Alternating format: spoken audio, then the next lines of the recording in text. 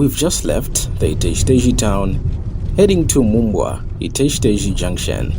The speedometer says 40 kilometers per hour, but it feels like 20. Every few meters, the vehicle dips into another pothole. The driver next to me laughs and says,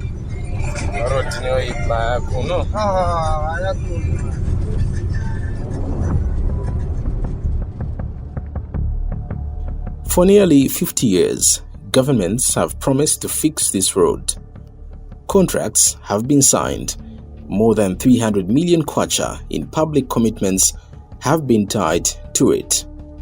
Yet, the 109-kilometer D769 road connecting this junction to Itezhi-Tezhi Boma to Mumbwa Itezhi-Tezhi remains unfinished. What happened to the money?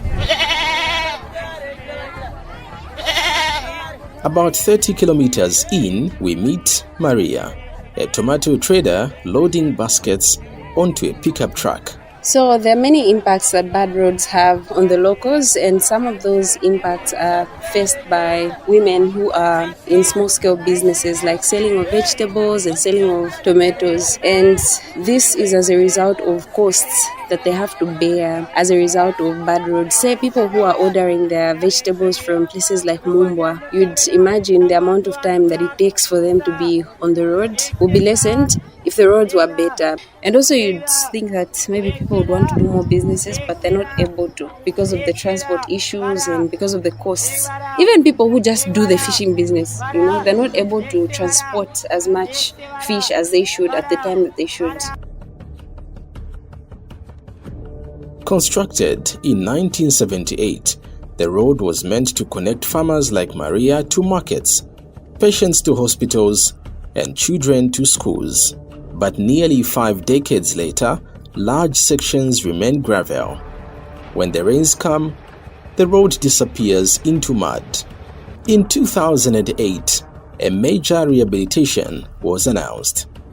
A contract valued at 95 billion kwacha in old currency. Sebo Transport was identified, but the works never began. No construction followed.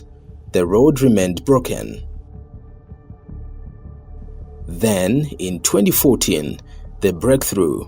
The Road Development Agency awarded a contract worth nearly 286 million kwacha to Build Trust Construction Limited.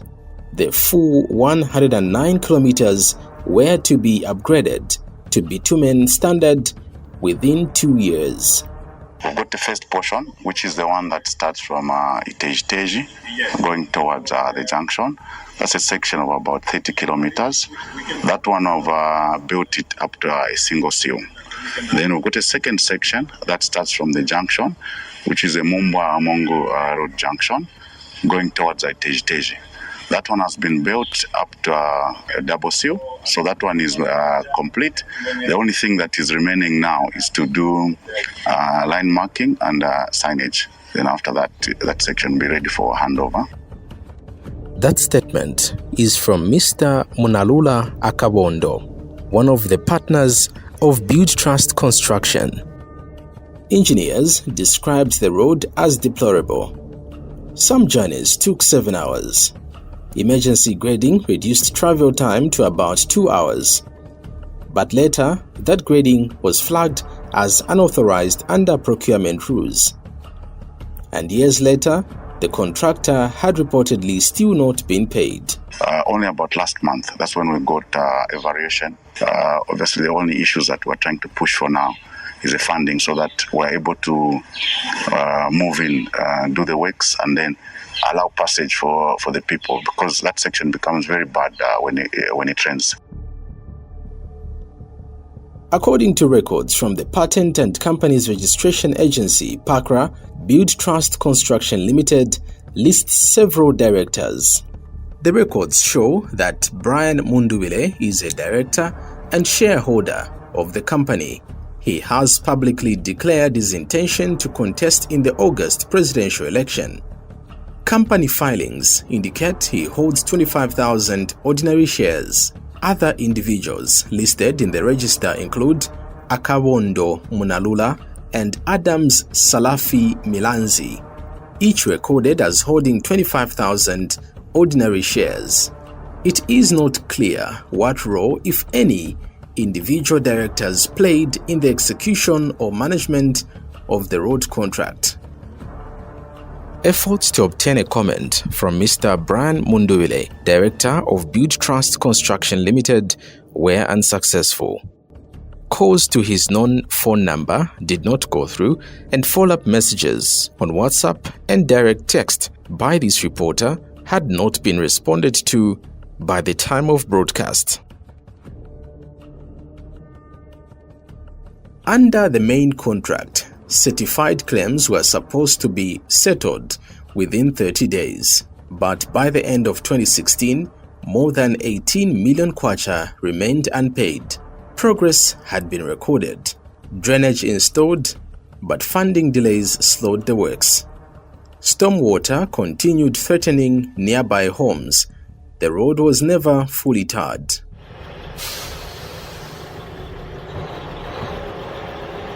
We climbed into a truck transporting vegetables to Mumba town.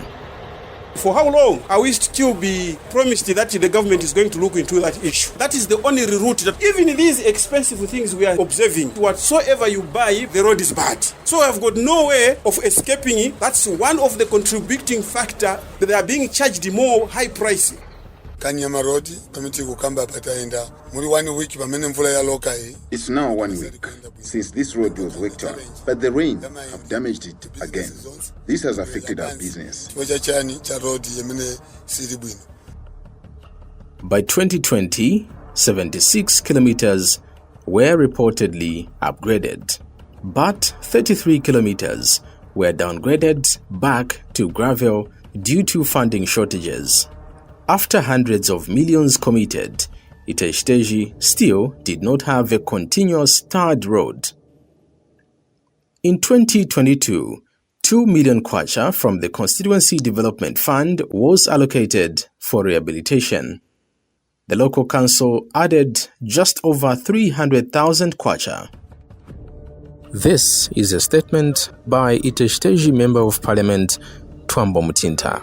Government released about 300,000 kwacha towards the working of the roads in Itezhi-Tezhi. So we are using our own equipment which was procured from CDF again, and we are going to borrow 1 or 2 pieces from the Department of National Park. It might not be perfect, but it will make a difference to make our colleagues move better and also reduce the damage which the roads are causing to the vehicles. In 2025, another 6 million kwacha went towards graveling district roads. Temporary relief, no transformation. More than 300 million kwacha.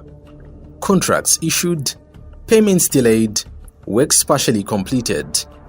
Yet, no comprehensive public explanation has been issued detailing whether the 2014 contract was terminated, whether performance guarantees were enforced, why certified claims went unpaid, and why, after decades of allocations, the road remains incomplete. The Roads Development Agency had not provided a detailed response by the time of broadcast.